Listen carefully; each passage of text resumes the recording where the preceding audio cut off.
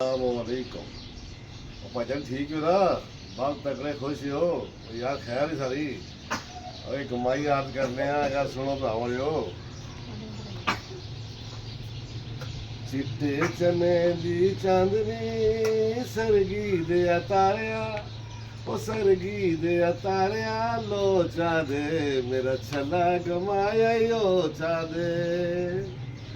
ਚਿੱਟੇ ਚਨੇ ਦੀ ਚਾਂਦਨੀ ਸਰਗੀ ਦੇ ਤਾਰਿਆ, ਉਹ ਸਰਗੀ ਦੇ ਤਾਰਿਆ ਲੋਚਾ ਦੇ ਮੇਰਾ ਛੱਲਾ ਗਮਾਇਆ ਓ ਚਾ ਦੇ।